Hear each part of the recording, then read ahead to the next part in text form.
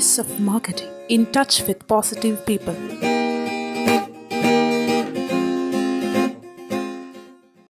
ഒരു റീറ്റെയിൽ ഷോപ്പിനെ സംബന്ധിച്ചിടത്തോളം കസ്റ്റമറുടെ പ്രശ്നങ്ങൾക്ക്, കസ്റ്റമറുടെ ഇഷ്യൂകൾക്ക് പ്രാധാന്യം കൊടുക്കാതിരുന്നാൽ ആ ഷോപ്പ് മാത്രമല്ല, ഡയറക്റ്റ് മാർക്കറ്റിംഗ് ഉള്ള സെഗ്മെന്റ് ആയാലും, സർവീസ് ഇൻഡസ്ട്രി ആയാലും, ഇൻഷുറൻസ് സെക്ടർ ആയാലും, റീറ്റെയിൽ മാർക്കറ്റിംഗ് ആയാലും, കസ്റ്റമറുടെ പ്രശ്നങ്ങൾ വരുമ്പോൾ അതിന് പരിഹാരം കണ്ടെത്തിയില്ലെങ്കിൽ, ആ കസ്റ്റമറുടെ ഇഷ്യൂകൾക്ക് പരിഹാരം കണ്ടെത്തിയില്ലെങ്കിൽ, ഏത് സെഗ്മെന്റിൽപ്പെട്ടവരായാലും അവർക്ക് മാർക്കറ്റിൽ നിലനിൽപ്പില്ല, മാർക്കറ്റിൽ നിൽക്കാൻ സാധിക്കില്ല.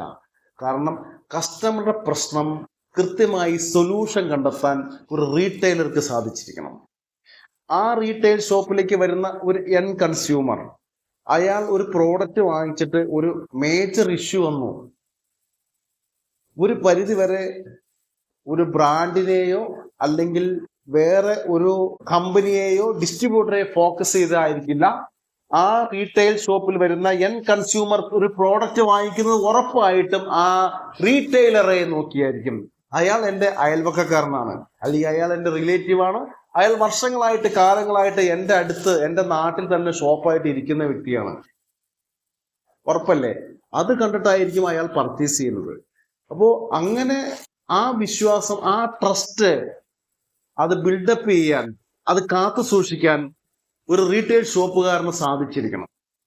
എങ്ങനെയൊക്കെയാണ് ഇത് സാധിക്കുന്നത്?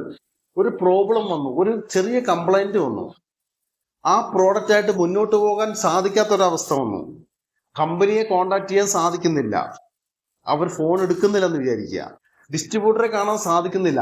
ആ പ്രശ്നം പരിഹരിക്കാൻ അയാൾ ആ ഇരിക്കുന്ന സീറ്റിൽ നിന്നും എഴുന്നേറ്റ് ആ കസ്റ്റമറുടെ അടുത്തേക്ക് എത്തണം. ഒന്നുകിൽ സ്വന്തമായിട്ട് വണ്ടി ഉണ്ടെങ്കിൽ ആ വണ്ടി എടുത്ത് പോയി ആ പ്രോബ്ലം സോൾവ് ചെയ്യണം, ആ ഇഷ്യൂ സോൾവ് ചെയ്ത് കൊടുക്കണം. അതിന് റെസ്പോൺസിബിൾ ആയ വ്യക്തിയാണ് നിങ്ങൾ. അങ്ങനെ പ്രോബ്ലം സോൾവ് ചെയ്യുന്നതിലൂടെ മാത്രമാണ് റീറ്റെയിൽ ബിസിനസ് ഗ്രോത്ത് ചെയ്യുള്ളൂ. കാരണം അങ്ങനെ ഒരു പ്രശ്നം വരുമ്പോൾ അത് ശ്രദ്ധിക്കാതെ എനിക്കെൻ്റെ കച്ചവടം, എനിക്ക് അയാളില്ലെങ്കിൽ വേറൊരു കസ്റ്റമർ ഉണ്ട് എന്ന് വിചാരിച്ചിരുന്നാൽ, ഈ ലോകത്തെ ഏറ്റവും വലിയ പബ്ലിസിറ്റി എന്ന് പറയുന്നത് മൗത്ത് പബ്ലിസിറ്റിയാണ്. ഈ ബാഡ് എഫക്റ്റ് കിട്ടിയ ആ കസ്റ്റമർ ഒരു 10 പേരോട് പറഞ്ഞാൽ ആ റീറ്റെയിൽ ഷോപ്പിൽ പോയി കച്ചവടം പിടിക്കാൻ നിൽക്കരുത്, കച്ചവടം ചെയ്യാൻ പോകരുത്, അവരായിട്ട് ഒരു ഡീലർഷിപ്പിന് നിൽക്കരുത്, അവരായിട്ടൊരു ഡീലിങ്ങിന് നിൽക്കരുത്. നമുക്കൊരു പ്രശ്നം വരികയാണെങ്കിൽ അവർ കൂടെ നിൽക്കില്ല. എനിക്ക് ഇന്ന ഒരു പ്രശ്നം വന്നു, അപ്പോൾ അവർ എൻ്റെ അടുത്തേക്ക് ആ സൊല്യൂഷൻ കണ്ടെത്താനോ ഫോൺ എടുക്കാനോ തയ്യാറായില്ല. അങ്ങനെ ഒരു 10 ആൾക്കാരോട് പറഞ്ഞാൽ അതിൽ 2 പേരെങ്കിലും ചിലപ്പോൾ അത് അക്സെപ്റ്റ് ചെയ്യും, പിന്നെ ആ ഷോപ്പിലേക്ക് പോകാൻ തയ്യാറാകില്ല. എങ്ങനെയുള്ളവരായിരിക്കും അത്? കുറച്ചൊക്കെ ഈ പ്രോബ്ലം പറയുന്ന കസ്റ്റമറുടെ അടുത്ത് നിൽക്കുന്ന വ്യക്തികളാണെങ്കിൽ, സുഹൃത്തുക്കളാണെങ്കിൽ ഉറപ്പായിട്ടും അവിടുന്ന് പർച്ചേസ് ചെയ്യില്ല.